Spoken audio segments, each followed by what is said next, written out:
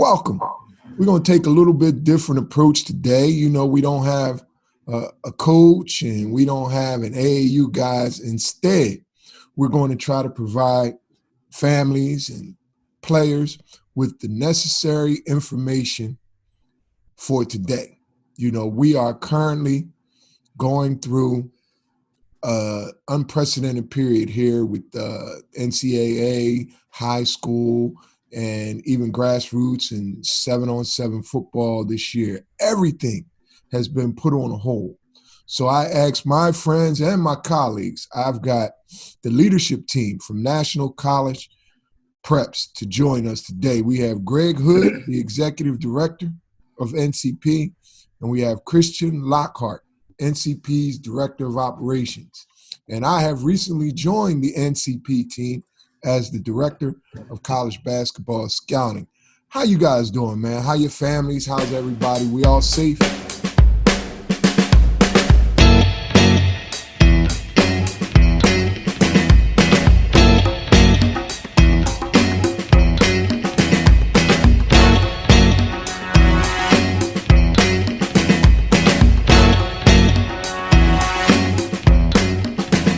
Doing well. Doing good. Yep, absolutely. Well, before we get started, I want the people to get a little bit better understanding of exactly who you are now. So I want you to share a little bit of background on yourself. We'll start with you, Greg. I think you toted that rock a little bit for some little small school in South Carolina somewhere, man. Yeah, a little small school down here in the South, Clemson University, the Clemson University. So play running back and wide receiver, a little bit of kickoff return, stuff like that, wherever they needed me back in the early 90s. So, that's a little bit of – ran a little track too. Ran a little track. And then you got into this recruiting service scholarship assistance business when? Well, I spent about 17 years coaching high school ball in South Carolina. Football, basketball, track, and one of the things I noticed was that a lot of kids just didn't have the information.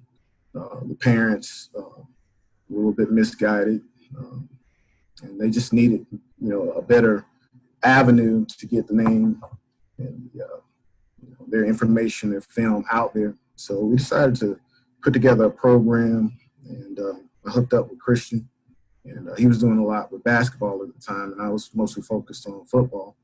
And we came together and put together this program to help kids get more exposure and just take better control or take control of their recruitment. Mm-hmm. All right. So, Christian, how about yourself, man? Where'd you go to school? Did you play a little ball? What's going on? I just played a little high school ball, I'm from Eastern Pennsylvania. And then I met Greg down there, at the great Clemson University, down that small little spot down in South Carolina. Now, Clemson wasn't – wait. Clemson was Clemson when y'all was there. It was just Clemson. We was ranked. We was ranked back then. Hey, we were top 5 now. Don't sleep on us. The young boys don't know that, right? Yeah. All right, but keep going, Christian. Yeah, so, the basketball thing has been in my blood for a long time, right? And so I coached AAU ball for a number of years, been training kids for quite a while in the game too, still active in it.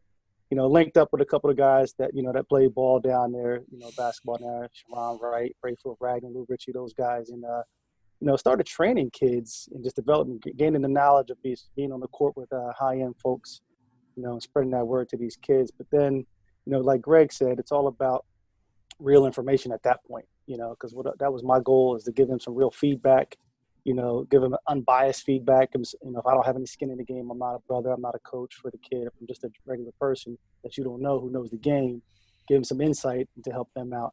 And Greg was on the same wavelength when we got together at a homecoming a few years back, right? And we decided let's put it together to build a product that makes sense for everybody. Well, was very, very much impressed with your product, and I reached out to you guys, and we've been trying to make this thing work in the greater Philadelphia, Baltimore, and New Jersey region ever since then. But right now, we are going through a period of tremendous change and uncertainty. It's really unprecedented for high school and college athletes alike, as well as the college coaches. Now, the NCAA has instituted an extended dead period. Now, initially, it was supposed to run through April 15th. Subsequently, they extended it all the way out to May 31st. And because of this dead period, a lot of student athletes and parents just may not be familiar with the NCAA terminology, and they may think that recruitment altogether has come to a halt because, you know, the term dead period sounds like there's really nothing going on. Right. So I want you guys to take a couple minutes and just explain what the NCAA means when they refer to something as a dead period, and explain how it could limit or impact the college coaching as it's going on right now. Well, I mean, I'll start here. I mean, the biggest thing is, you know, it's all about the face-to-face, right? And then the immediate watching of the players compete. They can't do that. There's no visiting high schools, and high schools are pretty much closed, you know, right now anyway. But they can write them, they can call them, right? But the biggest thing is, to your point, though, recruiting doesn't stop, right? You know, it's all about, and this is where I think your past body of work is really going to have to come to play here, right? And if it's documented and recorded. Correct. So, but that's the way to keep, you know, your activity alive and in front of coaches, right? So it's important, like you said, you want to have it documented properly, you know, and have them be able to view it in a way that's beneficial to them, so they can really understand what you're capable of doing as a student athlete. So, Greg, how about on the football side? You know, I don't think we're going to see too much 7-on-7 and all that stuff going on across the South. How can these guys? Is it the same thing, man? We just need the video. We need the relationships. Well, you have a lot of coaches with a lot of time on their hands, but they're not just twiddling their thumbs sitting at the house. They're engaging kids online.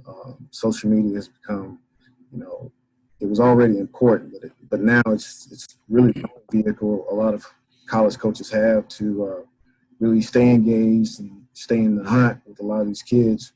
But while they're out there, they're also reviewing a lot of new film, you know, discovering some kids that maybe if they didn't have that amount of time on their hands, they otherwise wouldn't have run.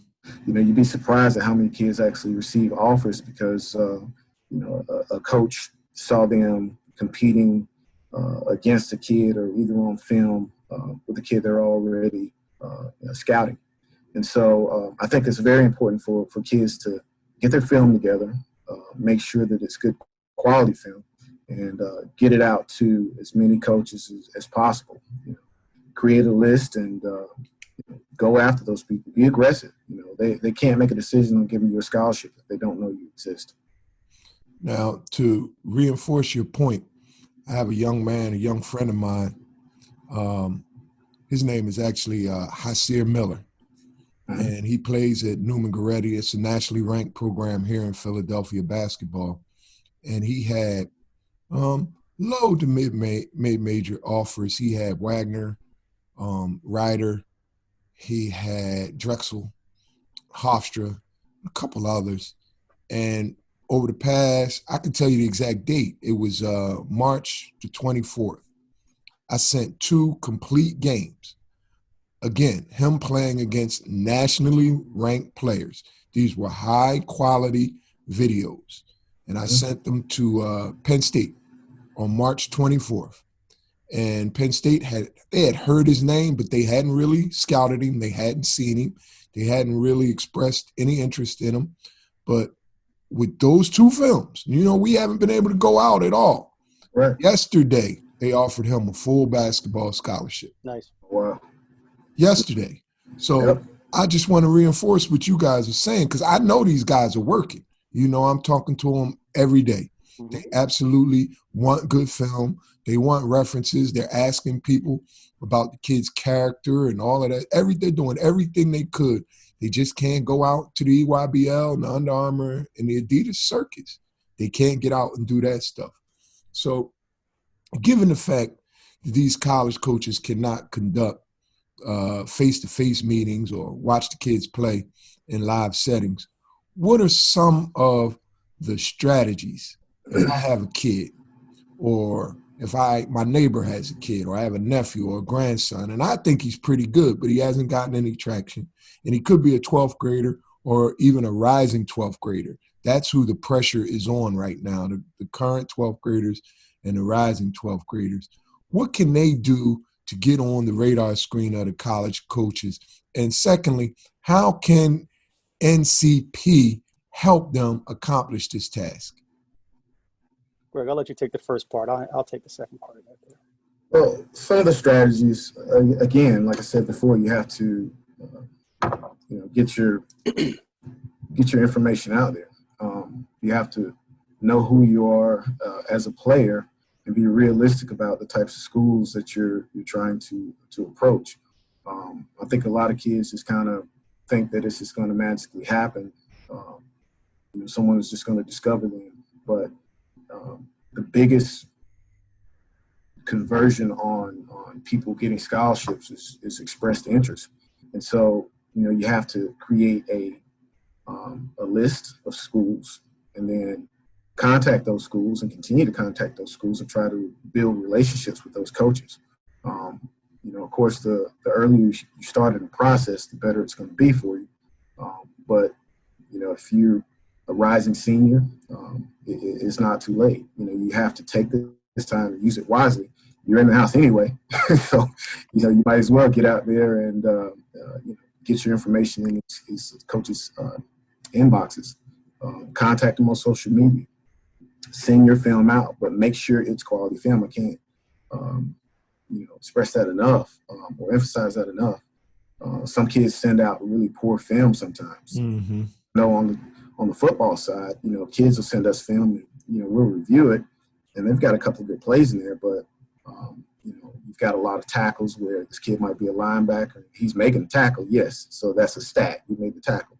But when you made the tackle, you were out of position, the footwork was bad, it's just a lot of things going on, and the runner is still making progress when you make tackles. Mm-hmm. And, that's just little stuff like that coaches are looking for. So it's very important that your film is good quality film. And sometimes your parents or you as a student athlete, you may not know exactly what you're looking at. And that's one of the things that, we can help with at NCP. So that kind of leads into, how we can help them.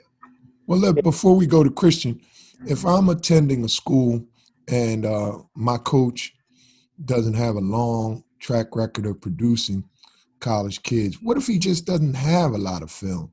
Would it be okay for me to reach out to some of the opposing teams or, the managers or maybe some of my friends on the team, and I always saw their uncle or their father, somebody operating the camera in the stand? Sometimes you have to really be creative to actually just obtain the film. I run into a lot of situations where good players really, and in a time like this right now, you can't go out and create new film right now. So we have to try to find what's out there. What do you think about that, Greg? Well, there's a lot of different scenarios. I mean, yes, definitely, if your coach has film, cool, but you'd be surprised the number of coaches that are out there that are willing to help kids if you'll just ask. Mm-hmm. If your program is just not good with, that type of thing, go through your list, reach out to some high school coaches or to some AAU coaches or whoever you're competing against, and you'd be surprised how many coaches will actually try to help. Yep. But if you're looking to, going forward when we actually get back to playing, have your parents record it. Do whatever you can to make sure that you're taking care of you, getting that film, because it is absolutely critical to get that out, to get it first of all, and then get it captured and then get it out to the college coaches. Now, does my mom or my dad, do they have to go out and buy a $1,500 camcorder? Can they use the iPad? Can they use the phone? Like, what's an adequate way of capturing good, clear film? At this point, everybody's got an iPhone or some type of, high-resolution device. We do a lot of the, when we first started out, I did a lot of the video editing and stuff like that. But you'd be surprised at, just how good a quality you can get from just something that you have in your pocket, using their cell phones for everything else in the world. So, Right. use it to your advantage, give your phone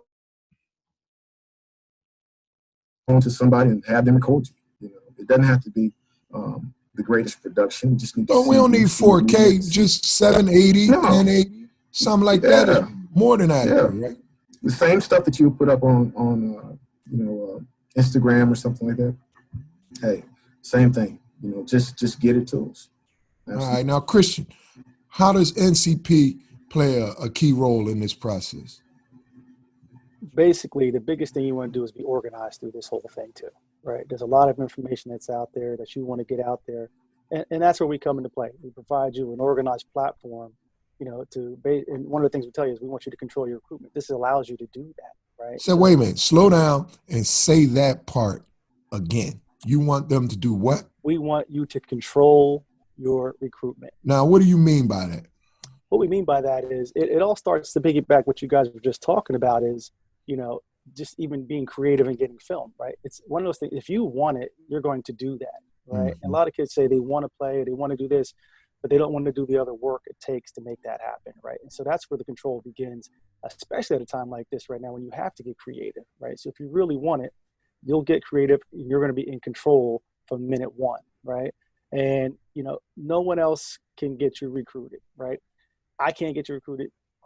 The coach, your mom can't get you recruited. You have to get you recruited. And that means by taking control of it and putting yourself in the right positions for the coaches to know who you are so they can get you that offer that you're looking for, right?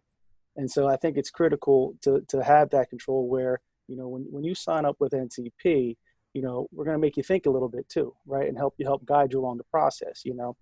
Are you at the eligibility center? Are your SATs on point, right? Do you have the film?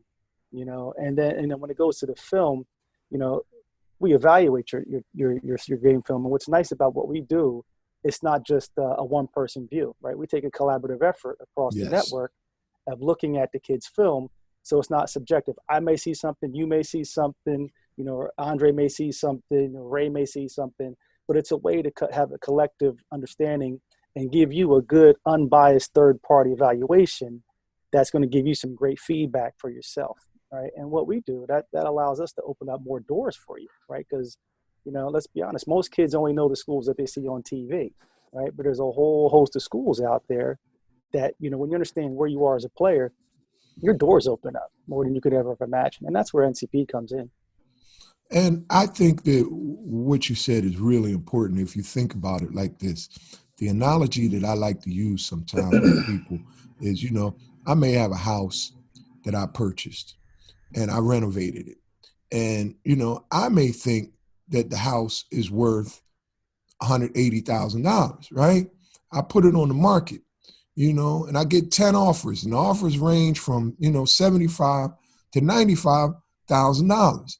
Well, I can stick with my asking price and believe that I have a $175,000 house, or I can listen to the market and come to the realization that I have a $75,000 to a $95,000 house. It's the same with Division I, Division II, Division III. And I think what you said is really important in that we're able to give an unbiased and not individual, not individual based. We get more than one or two eyes on it, and we'll come up with some recommendations that we think are commensurate with your playing ability, because our objective is to help you identify a school where you'll be successful academically and where you'll be able to compete athletically. So we're looking more at, providing a safety net, a bottom floor. Make sure that somebody takes an interest in you.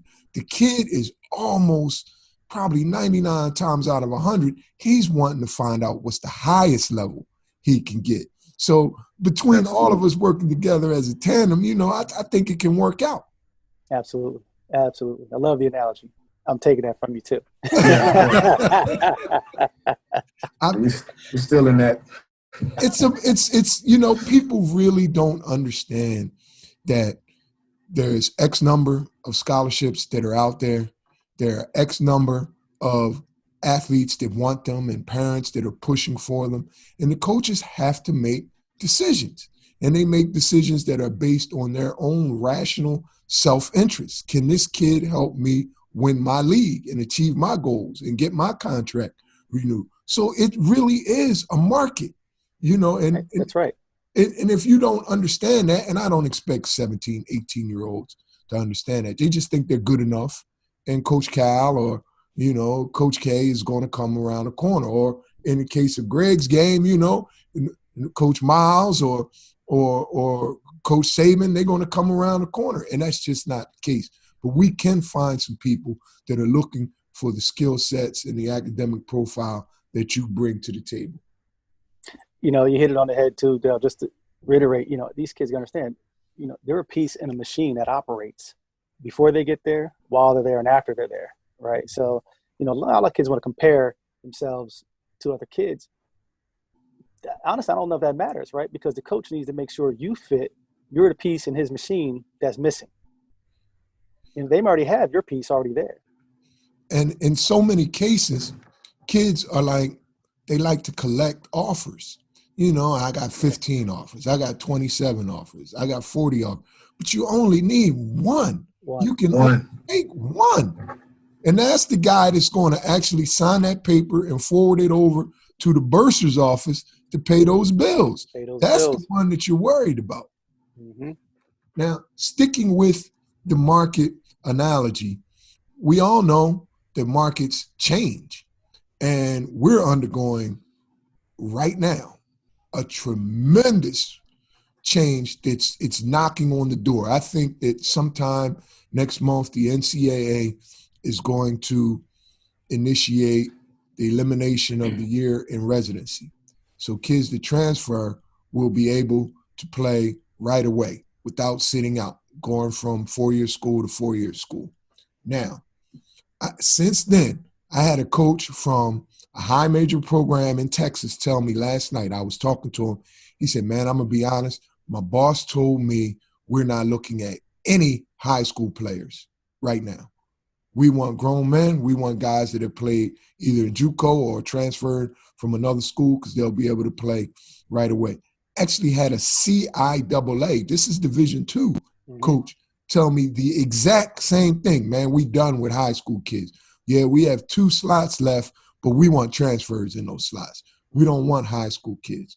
What do you guys think about the impact that this rule change will have on the market for high school level players going forward? Well, Christian, I'll jump in here. I think that, it's specific to your program and the strengths and the reputation and the history and the culture of the program. If you're looking to, just get some kids in, you're not really worried about culture, you're not really worried about anything more than just the talent, then okay, you can go that route and you can just say, okay, we're just going to have different kids come in at different points, and as long as they're talented, we'll make it work. But I think for most programs that are traditionally pretty strong, they believe in development of the athlete. And so the younger you can get that athlete, you can groom them and train them in the way that you do things. They come up in your program from nutrition, strength, just work ethic, everything that goes into your program. You can ingrain that into that student athlete, and I think your upside on that is a lot greater. But I think if you're a program that's been struggling, and I'm speaking mostly from the football perspective, feeling the heat, right? And you got to make it happen now. I'm taking that JUCO transfer because I don't really have to put as much work into that kid. I just have to manage him and see how he fits into the puzzle. But I think if you're a program that's really looking long term and building something, then you're more into the development of the student athlete. And at that point, you really want to go out, do your due diligence, and get some good high school kids and groom them so that in 2 years, however long it takes, you've got something that will really help your program out long term. Now, suppose suppose I'm the recruiting coordinator in one of the, SEC, ACC programs, and my coach just wants me to get the best possible young players, as you say. Why wouldn't I look at the all-rookie team in the Big South, the all-rookie team in the SWAC, the all-rookie team in the MEAC? These kids have come in, and they've performed at the college level, and they have some level of experience dealing with college level travel, weights, academic responsibilities. Don't you think that those kids would be more attractive? And they have 3 years left, to your point, that you want to instill the culture. So you've got 3 years left, and he can come in and play for me next year. You really don't think that's going to change at the high major level? Well, I'm not going to say it's going to change, not going to change. I think, again, it goes back to the type of program you're trying to build. It's not to say to these kids that just because they were in quote unquote a lower tier, level of competition, that they wouldn't be good, kind of stepping up. I just think that if I'm a coach and I'm looking to develop over the long term, I'm just going with younger kids. Stick with the high schools. Yeah, that's me. Mm-hmm. I think I was going to say, and I think it also depends on number of pieces you have available that you need too. Elaborate. Well, I mean, like you said, if you're a high major, right, and say your class say you only need just a couple pieces, right? I think at that point it doesn't make sense. It depends on the coach. I got to say it that way. Does it make sense for you to go to the all rookie, team you're looking at? You talk about from the freshman that just played, or a high school player, right? I think it's a matter of how much time do I have with this kid? How many spaces do I have available for these kids? It could be a combination of all of it, right? Especially if you're talking football. You got a lot more, spots available versus a basketball team. Yeah, and I was going to say that too, Dale. I always look at things through the lens of football. Mm-hmm. So I'm thinking, numbers. I have more opportunities. I got more slots. I have more scholarships available to kind of filter out who I really want. But in basketball, say for example, like Clemson, we're getting a lot of transfers coming in. Mm-hmm. And it's really helped our program out because they instantly come in and they're able to contribute. It's just a matter of, chemistry on the court. But without that in the ACC, I don't think Clemson will be able to really compete. I could tell you, I have a young friend named Aaron Estrada.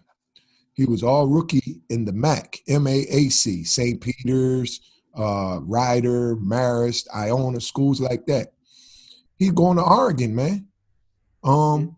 Another young fella played 2 years at Binghamton. That's the America East, low major. He's going to Penn State. Basketball, these guys, they look at that synergy. I can tell you going forward that the all-rookie teams in those lower level conferences are going to be at least equally important to the best high school kids out here, if not more important, and they're making it very clear. They're saying it out loud. So how can national college preps help kids who may have an offer on the table from, say, a Division II or a low Division I, but he just doesn't understand the changing dynamics of the college basketball recruiting landscape, and he thinks he can just wait. And that rule change comes into place. The offer that he has may go away. Would you agree? Absolutely.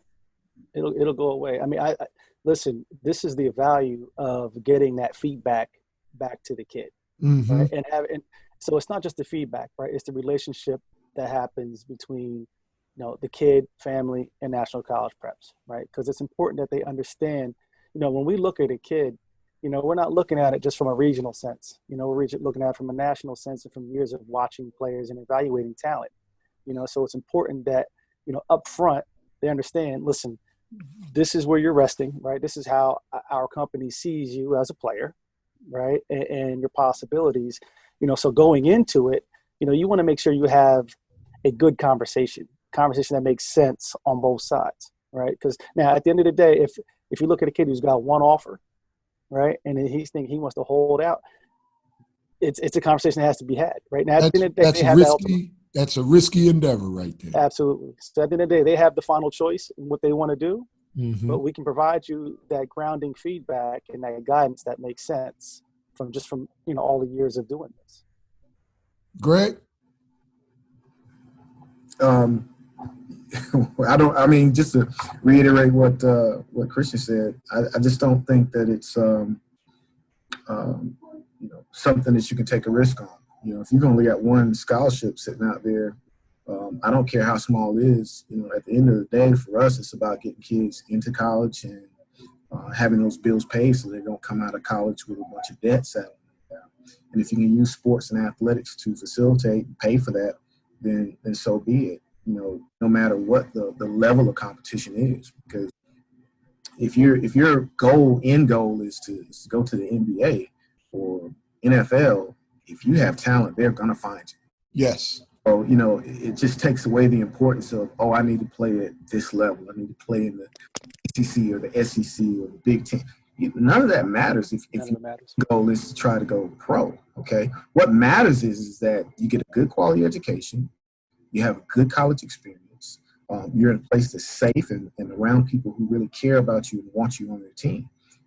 That's what's most important. It's not important to be able to just throw out that, hey, I got this offer and that offer to impress other people. It's not about that. You're the one that's going to have to sit there and do the work and be in the grind academically and athletically for 4, maybe 5 years. And if you're blessed to come out and go pro, so be it. But a lot of that is really not in your control. So, it comes back down to selecting the right college that's for you, the right fit. And that's what we try to help kids do, is find the right fit for you. And sometimes parents and student athletes, they don't have enough experience or a broad enough perspective on how to make that decision. Mm-hmm. Our process helps walk you through that to make you think about some things that you normally would not think of. And at the end of that process, we've proven over a couple of decades now that our kids are very happy where they go. And they're not always going to major D1 schools. They're D2, D3, NAIA, but they're coming out with degrees and very little debt, if any, and going on to be professionals. And yes, we have a number of kids who are playing in the pro, NBA and NFL. Mm-hmm. It's just a matter of making the right decisions, but you gotta have the information. Information is key. It's the key. It's the lifeline, because there are a lot of kids who actually end up going to bigger schools and you never hear from them. Yeah, they get frustrated. Some quit, some transfer down, some just give up altogether. Now, I think your point is really, really valid, and I think it's not only valid in that we have to give the parents good, solid, reliable information, but I think it's also important, especially right now with the climate that we're currently operating in, it's important that the college coaches know that we're going to give them reliable, transparent, honest information. I'm not going to send you a Division III safety prospect that runs a 5'5", 240, benching 160 and telling you, he can start in the Right. SEC, Right. And I think more than ever before that these guys are leaning on their established relationships and relying on that, well, I guess you could call it a virtual model of recruiting. And I think the NCP is really uniquely situated to help the college coaches in both of these areas. Do you guys agree with that? Absolutely. Absolutely. The approach we take is always a 360-degree approach, right? So stemming from between student athlete and family through NCP and then through the coach, right? Because we want to make sure we're giving the kid the feedback he needs, but we want to make sure the coaches are getting that information they need so they can make a sound decision, based off the intel we give them. So absolutely agree. Yeah. All right. Well, since I've linked up with you guys, I'm going to just share with some people some of the things I've seen firsthand in my day-to-day activities. I have helped kids get in touch with and receive interesting offers from programs like Penn State, South Carolina, Marquette, Maryland, SMU at that high major level, facilitated introductions and generated interest for mid-major programs like Rider, Wagner, Morgan State, Howard, Mount St. Mary's, and Drexel, among others at that level. And based upon my recommendations, I would say primarily, I've made Division II programs like Queens, Bloomfield, Slippery Rock, Lincoln, Wilmington, Westchester, and Holy Family. They've actually reached out to kids and tried to arrange virtual home visits, virtual campus tours, and things like that. And at the Division III level, schools like Rosemont, Cabrini, and even the #1 nationally ranked Swarthmore program are just a few of the D3 programs I've helped in recent weeks. Now, why is NCP so effective at facilitating these kind of meetings and facilitating these kinds of engagements? Walk the viewers through the steps of dealing with and engaging NCP. Greg, you want to go first, and I can finish it off? Sure. Well, the first thing is, they would have to sign up with our program and get us the film. The film is then sent out across our network, and it's reviewed by guys and ladies in some of our other sports who have played at a high level or either coached at a high level. That may be high school, that may be D2, D3 college. We have some of our evaluators and scouts have coached at a D1 level. A number of big schools, I can't say which ones, but they have years and years of experience at recruiting, scouting, and evaluating these kids. So once that film is evaluated, there are ratings that come back on these kids. And through our proprietary process, we basically match these kids up with the types of schools that are looking for them. And it's based on a number of different criteria. That's an important point. I want you to slow down, go back. You come up with a list of schools that you think that the kids' athletic skill sets would be well received by the coaching staff. That's what you're saying? Yes, absolutely. We're not going to set a kid up for failure. Our whole purpose is to help you to succeed. And the first thing you need to do is be able to look in the mirror or have somebody, hold a mirror up. That's what we do and show you who you really are. Mm-hmm. You get a lot of misinformation, if you will, and a lot of, pumping up of your ego. You're good, but you're good locally. Locally, yes. And what we want to do is show you, okay, you're good on the local level. You're good on the state level, okay? Where do you really rate nationally? And it's not just for this year. It's historic. We've spent a lot of time, decades even, gathering data and information on college offers and success rates at different types of colleges.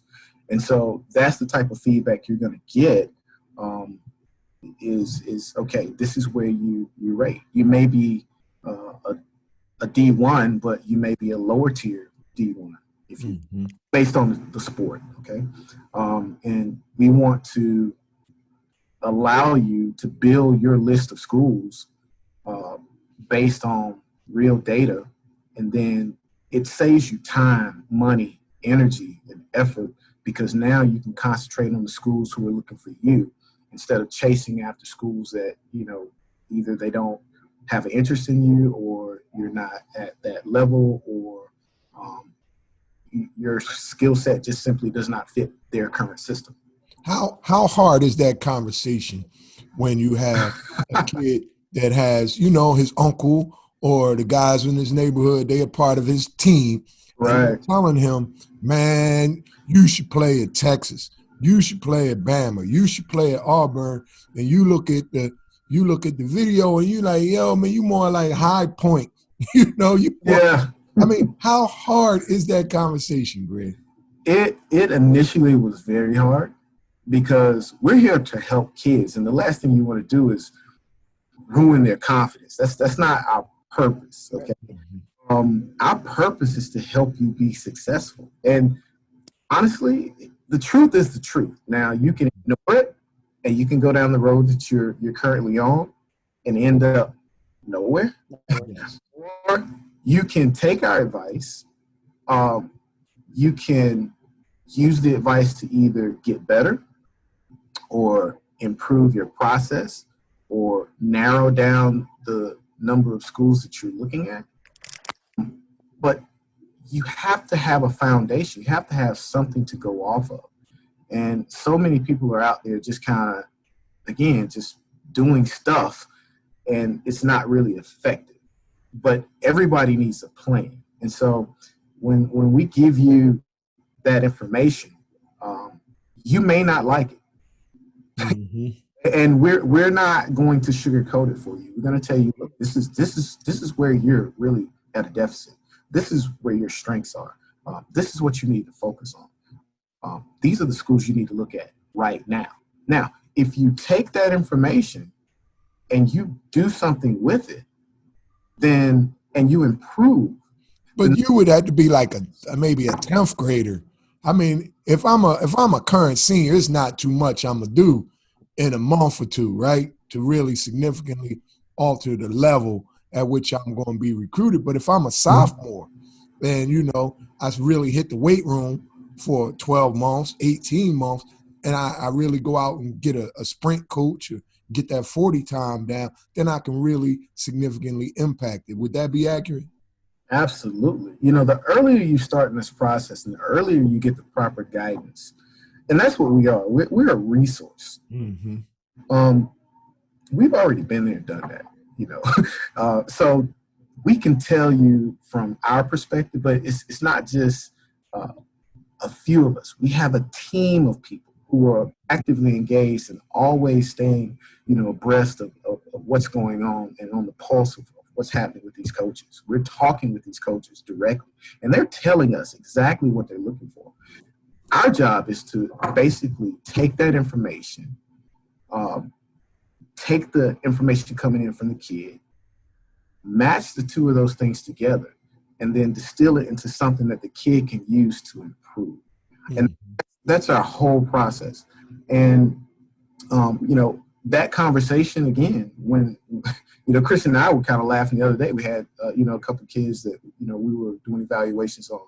And the parents wanted to know, hey, well, why does my kid have this on the athleticism piece? And Christian, gave him back some feedback, and it broke down everything from, shin level. I mean, it was crazy, the amount of information he got back,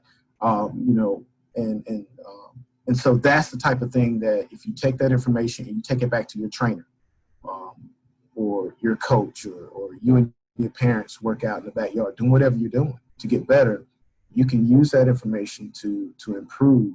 And over time, you get better. Now, if you're a senior, the biggest thing is just knowing where you are and what schools you need to be really focused on right now, because you're up against the clock. Mm-hmm. You can't waste time going after schools that are basically out of your reach. It's just like, college guidance or college counseling on the academic side. You have your reach schools, and then you have your schools that are kind of ones that that you can get into. And then you have your fallback schools. And so it's the same process with the athleticism, but up until this point, no one's been really able to give the kids the proper feedback to allow them to distinguish between what's a reach school, mm-hmm. safe school, and what's a fallback school.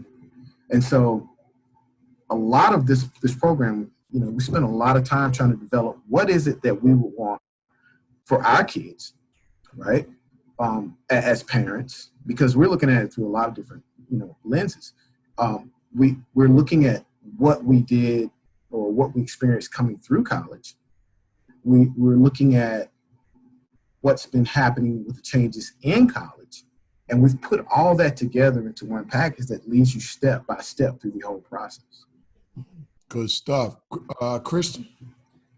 It's great stuff. I mean, just on the backside of that, just when we talk about from the coach's point of view, we have developed a system that brings qualitative and quantitative and brings it all into a nice normal balance and strategic balance for the coaches to look at, right? And so we're trying to bring some normalcy to what these coaches look at based off of, our platform, right? Because if we have that qualitative end, listen, you know this, Dell, a lot of people, they'll write generic stuff about a kid, jumps great, Yes. runs fast and all that.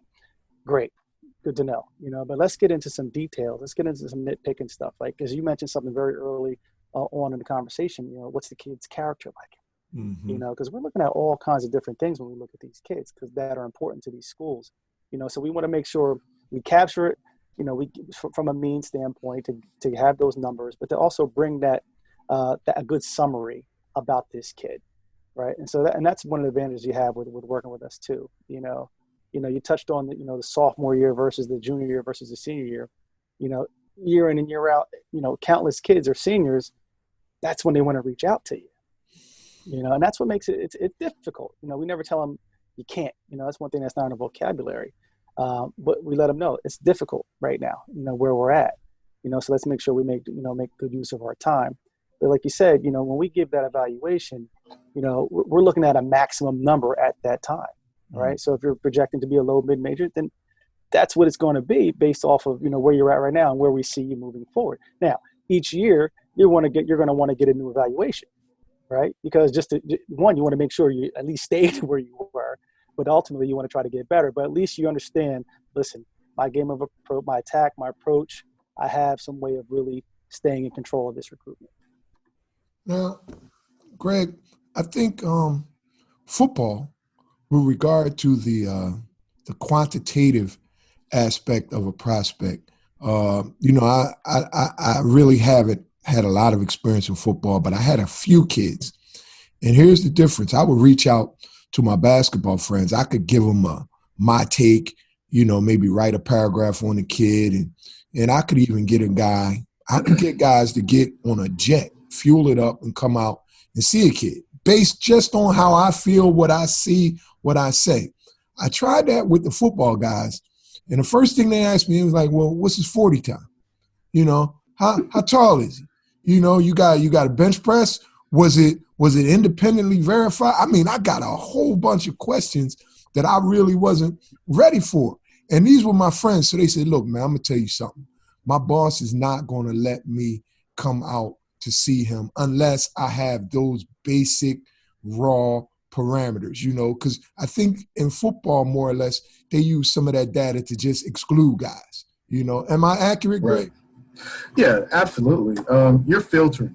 You've got a ton of kids every year fighting for these scholarships. And quite honestly, sometimes either there are budget restrictions or it's just time restrictions.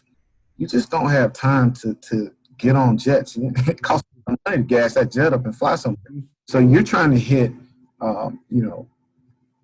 one location that may have a lot of high schools with a lot of kids, so that when you get off that jet, you get that rental car. You're maximizing your effectiveness and your efficiency, trying to see as many kids as you can. That's why you have what they call hotbeds. If I go to Dade County and I'm looking for an athlete, I'm going to find that athlete because when I get off, they're there.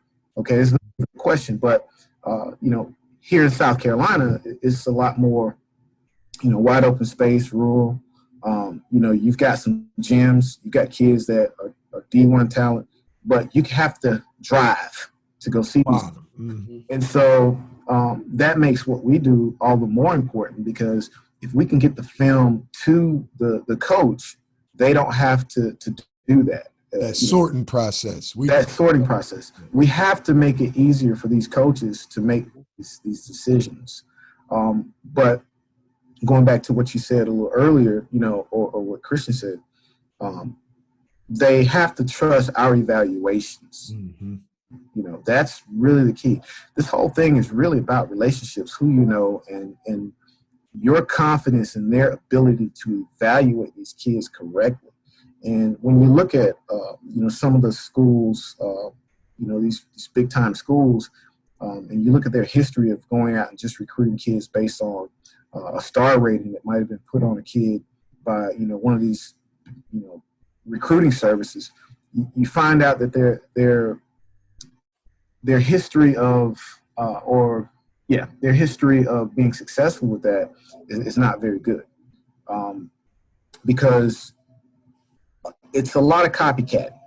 If one school jumps on him and says, hey, this kid, we're recruiting him, he's a 4-star. Okay, well, everybody jumps in line from the media standpoint and says, oh, yeah, this kid is a 4-star, and all they're trying to really do is get information out so that they can get more hits, or they don't look like they're out of line with what everybody else is, because nobody wants to be wrong in recruiting, right? With us, we don't really care about what anybody else says about a kid. We care less. That's a fact. I don't care. We really don't. And, when we talk to the coaches, they can appreciate it. Mm-hmm.